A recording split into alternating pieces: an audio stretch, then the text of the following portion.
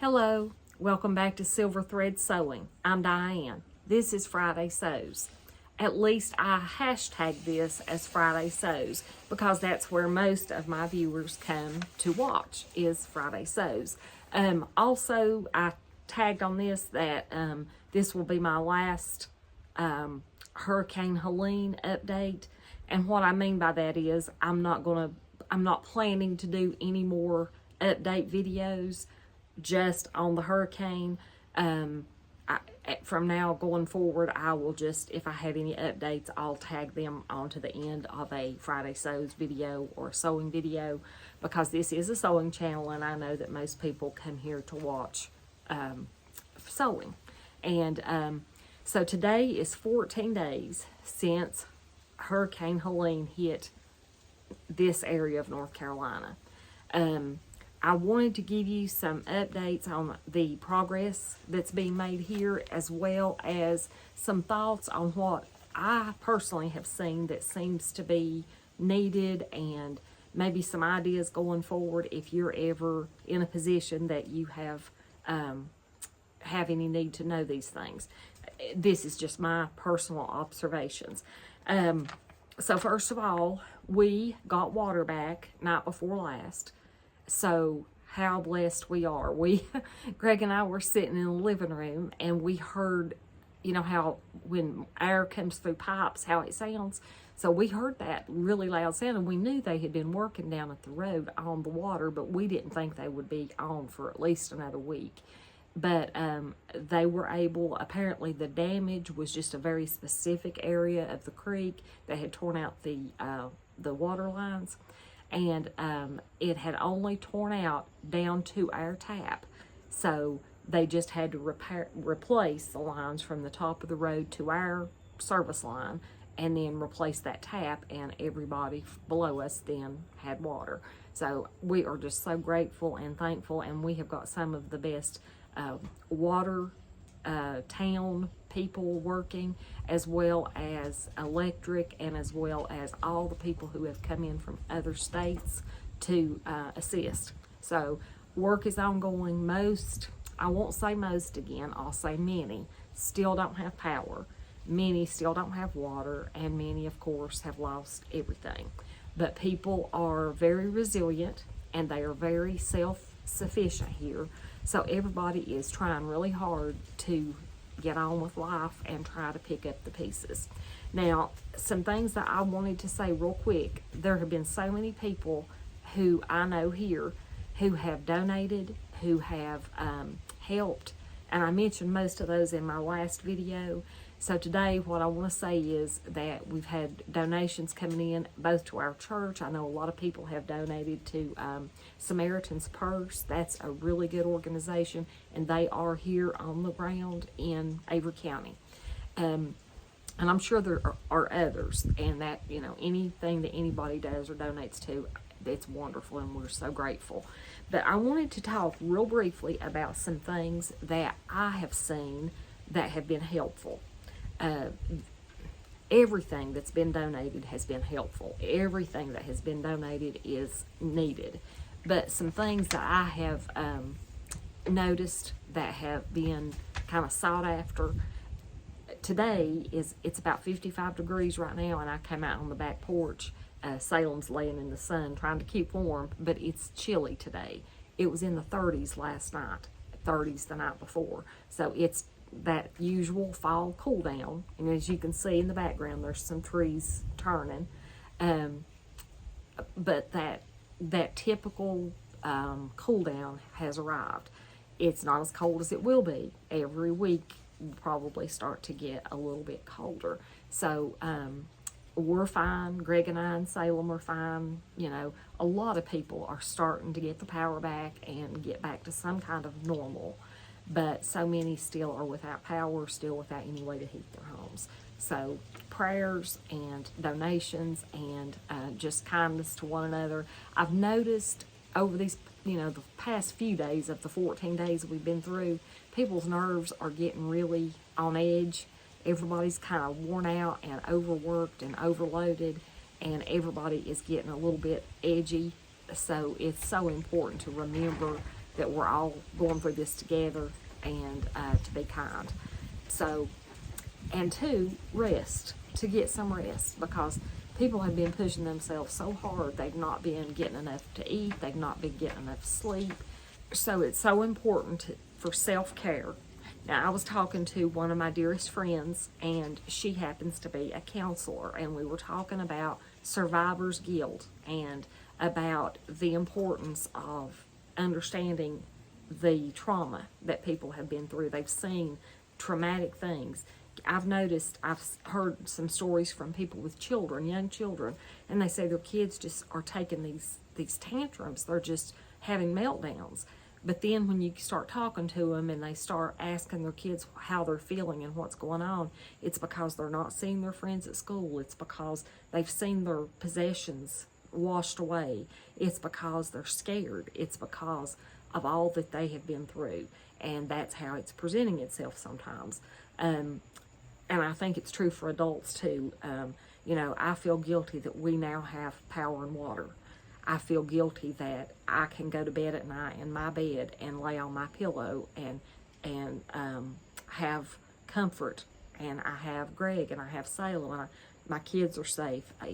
But I think of all the kids, our kids, other people's kids. I think of, you know, the ones that have lost loved ones and the ones who are suffering so much. So anyway, there's so many emotions, and I think it all comes in stages, and I think that it's so important to remember that maybe someone doesn't come across as being themselves, but it's also probably because of all they've been through and the overwork and the tired. Now, Greg is gone now up to the church to volunteer to help loading cars and unloading trucks that may be still coming in, and organizing the things that are coming in so people can get to them easily. I have gone a couple days. I've done very little. I had my injection over a week ago, but I'm not supposed to bend or lift, especially not bend and lift. So when I went up there the other day, my blood sugar dropped first thing, and my insulin pump started beeping, and everybody was like, "Are you okay? Are you okay?" And yeah, my blood sugar's just low, and I'd have to go try to find a piece of candy, and then people were worried about me that my blood sugar was low, and then they didn't want me to lift because they knew I had had my injection, and so I felt like I was more trouble than I was worth, because everybody was having to stop what they were doing that was so important to come and see if I was okay. So I have stayed at home the last couple of days and just let Greg go up there, and I've been trying to do things around here and get things kind of, you know, cleaned house and clean the bathrooms and catching up laundry and things like that. So I figure if he's able to go and help, at least I can take some of the responsibility here, which I usually do most of that anyway, but I don't want him to have to come in and be, you know, be concerned about anything here. So I'm trying to stay at home and take care of Salem and do my stuff here. Anyway, the point I'm here to make is I wanted to tell you that some items that I had appreciated when we were without power and without water that were so handy. So if you ever have an opportunity to donate, these are some just my personal observations, and it's not anywhere near a complete list or a comprehensive list. It's just some odds and ends that I appreciated having access to. So when we were without power, we didn't have any way whatsoever to have anything cold. You know, what's in your refrigerator and freezer, you lose over 48 hours, you know, everything's gone. So we bought some ice and just laid it in the freezer, but of course it melts pretty quick. We didn't have a cooler, so we went and bought a cooler before the supplies started coming in. So coolers, they have been a really needed item, even if it's just the little cheap foam coolers with the foam lids. Those are better than nothing. Any kind of cooler that you can put ice in to keep something cold enough so it doesn't spoil so quickly. While we've been without water this 2 weeks, I'm kind of a germaphobe anyway.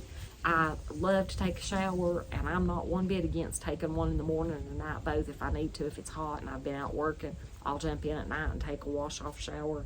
So I really suffer not being able to get a shower every day. But those moistened body cloths, body washcloths, those things are amazing. You can use them all over your body, and it made me feel cleaner and just less icky, and makes you smell better, and it just makes you sleep better if you can use that and keep yourself clean.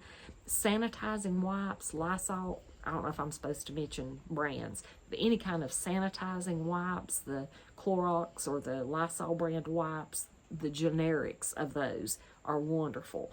And that way you can at least sanitize your hands. I don't know that they're really meant for hands, but I used them. But to sanitize surfaces and keep your bathrooms clean, even when you're having to carry water, that came in so handy. I know one thing that they've been needing at our church, at our little distribution center, is laundry detergent. That's not been coming in very often, but when it does, it goes out the door just about as fast as it comes in, because people, when they do start, a lot of people's clothes were dug out of the mud and ruined just about from being through the flood. So when they are at a point that they can, having laundry detergent helps. There's some mobile laundry trailers and things set up, which is awesome. But you need laundry detergent and things to use. So that's been a hot ticket item. Of course, the water, the bottled water, large jugs of water, gallon jugs of water, all that's been so needed and so important, because when you have to literally physically go get every drop of water, if you need to wash your hands, if you want to drink, if you need to take an aspirin, if you, anything that you might turn your tap on for, when you can't do that, it takes a lot of water. Flushing a commode, we had to fill 5-gallon buckets, and I guess, by the time we would haul them from the church where there was water spigot home, a lot of it had sloshed out, so it takes a lot of water to flush a commode, and we have the low fill tanks or whatever that are more efficient. But some other things that were really needed, ready to eat food, things that, peanut butter crackers, anything that doesn't require refrigeration or heating, any kind of little cans of the little meats, snack things, protein, peanut butter, crackers, they've been getting a lot of bread come in now, and that's been tremendously helpful. If there's coolers and ice, lunch meats, things that don't have to be heated to eat, that's a wonderful thing. And of course, I already mentioned the coolers. We've been getting quite a few generators in for people who are without power long-term. They can run a heater if the generator's big enough. They can run a light so they're not sitting in the dark, or maybe their refrigerator or freezer. But those things take a lot of fuel, so they've been getting some fuel, 5 gallons of fuel, along with the generators. And then some of them have been propane, so they've been able to use those. Another thing that I've noticed that we didn't get in the first week or so were fresh fruit, like bananas, apples, oranges. We had some cans of stuff come in, which is great, but fresh fruit and even vegetables like lettuce and salad making and things like that, especially for vegetarians or people who who enjoy vegetables, and for their health, it's more healthy, and for their diet. So fresh fruits and vegetables. I know we had some bananas and tomatoes and lettuce dropped off the other day. Now that it is getting colder, blankets and sleeping bags and coats and gloves and hats and warm socks, long johns, if those are available, those have been needed. And we got a shipment of pillows in for people whose houses had flooded and they needed new pillows. So we have gotten those in, and that's been tremendously helpful. So that's all I wanted to say. That's all I had to say. I just wanted to give you that update and let you know things are, the construction people, the state workers that work on the roads, the people that are replacing culverts, the churches that have come to our church. I go to a Christian church. It's a non-denominational Christian church. And there have been Christian churches all over the country that have come here. We have all the Baptist churches and Methodist churches, and we have one Catholic church here in the area. All these churches have just bound together as one. And if this church doesn't have what somebody needs, they call that church or that fire department. The fire departments, the schools have been turned into resource centers. So it's really been neighbor helping neighbor, and friends helping friends, and strangers helping strangers. So they have really been the hands and feet of Jesus on the ground. And we are just so blessed by that. But our life is getting back semi-normal, but we're among the most fortunate because we do have our services mostly restored.